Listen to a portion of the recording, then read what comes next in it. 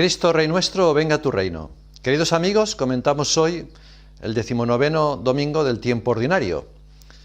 La primera lectura es del primer libro de los Reyes, en el capítulo 19.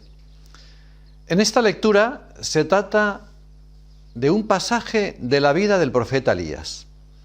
Este profeta, después de haber mandado prender y dar muerte a los falsos profetas de Baal, huyó al monte Horeb, debido a la persecución de que era objeto por parte de Jezabel, la impía mujer del rey Ahab. El monte Horeb es el monte donde Dios se reveló a Moisés, y en el monte santo de Dios se revela también a Elías. Elías, al llegar al Horeb, montaña del Sinaí, se refugió en una gruta, y allí oyó al Señor que le dijo: «Sal y aguarda al Señor en el monte que el Señor va a pasar». Pasó un viento huracanado que rompía los peñascos, y después un terremoto, y luego pasó en forma de fuego, pero en ellos no estaba el Señor. Finalmente se escuchó un susurro, una brisa apacible, y Elías se cubrió el rostro, entonces con el manto, porque sintió, ¿qué es lo que sintió? La presencia del Señor. Dios se hace preceder y como anunciar por las fuerzas poderosas de la naturaleza, índice de su omnipotencia, pero cuando quiere revelarse al profeta, un profeta que estaba el pobre desesperanzado y cansado, lo hace en el suave susurro de una brisa leve, la cual al mismo tiempo que expresa su espiritualidad misteriosa, indica también una bondad delicada, con la debilidad del hombre y la intimidad en la que quiere comunicarse a él, el Señor. Sabemos que Dios está en todas partes. ¿Por qué dice que estaba en el huracán? No estaba en el huracán, ni en el terremoto, ni en el fuego. ¿Quién nos recuerda la manifestación del Señor al pueblo israelita en medio de truenos y relámpagos en el Sinaí? Allí sin duda quiso manifestarse así ante un pueblo rebelde, un pueblo incluso inclinado a la apostasía. ¿Para qué? Para inculcarles el temor. Pero Elías, que sentía celo por Yahvé, porque los hijos de Israel habían roto la alianza, para hacerles saber que la violencia no es obra de Dios. Dios suele hablar a las almas no en el bullicio del mundo, sino en el retiro.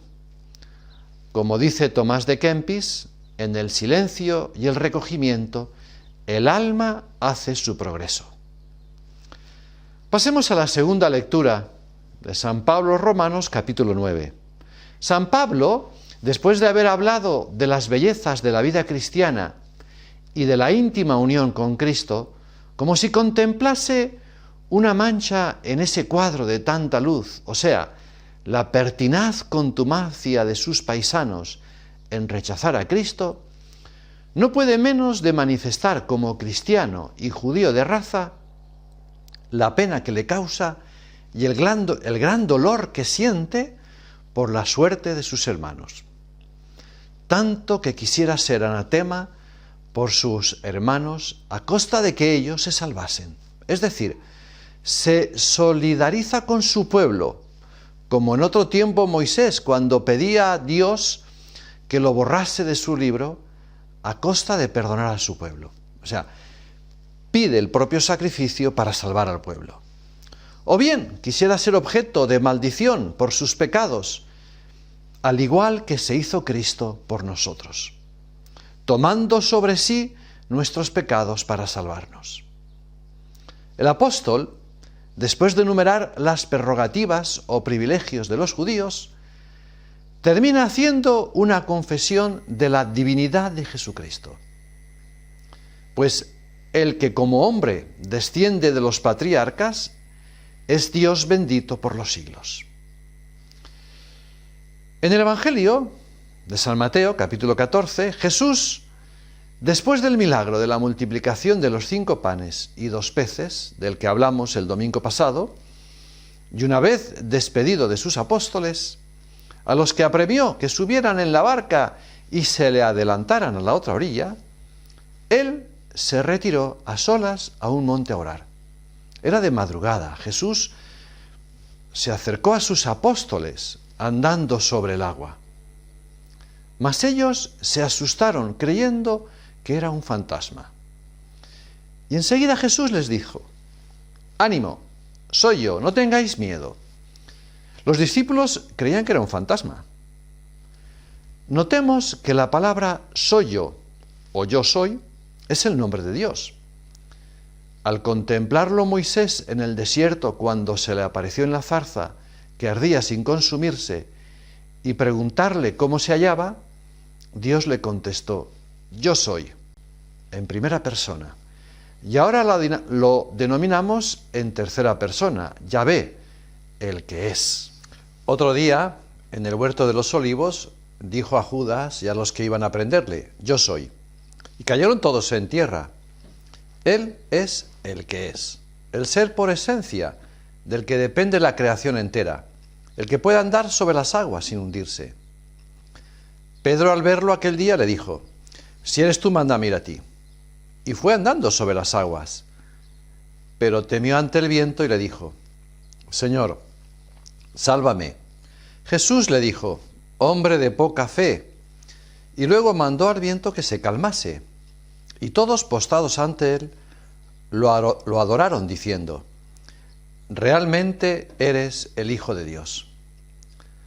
Es muy humano este contraste entre la fe de Pedro y su miedo y sus abatimientos, y necesita que el Señor intervenga para sostenerlo.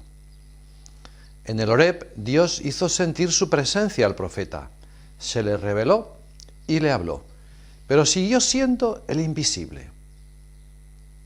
En el lago, en cambio, Dios se deja reconocer en la realidad de su persona humano-divina. Los discípulos, y especialmente Pedro, tratan con él con tanta familiaridad, y Jesús también familiarmente los anima o los reprende. Calma el viento, tiende la mano a Pedro, lo agarra y le dice: qué poca fe, ¿por qué has dudado? La poquedad de su fe hace al cristiano miedoso en los peligros, abatido en las dificultades, y por eso le pone a pique de naufragar. Pero donde la fe es viva, donde no se duda del poder de Jesús y de su continua presencia en la Iglesia, no habrá nunca peligro de naufragar, porque la mano del Señor se extenderá invisible para salvar la barca de la Iglesia, lo mismo que a cada fiel. La barca de Pedro, la Iglesia de hoy, está agitada por vientos contrarios, herejías, persecuciones. No temamos. Con Cristo no nos hundiremos. Confiemos plenamente en Él. Esta es la gran llamada que nos quiere hacer Jesucristo en el día de hoy. Confiar, tomarnos de su mano. Queridos amigos, que Dios os bendiga, que la Santísima Virgen nos acompañe y todos por el reino de Cristo a la gloria de Dios.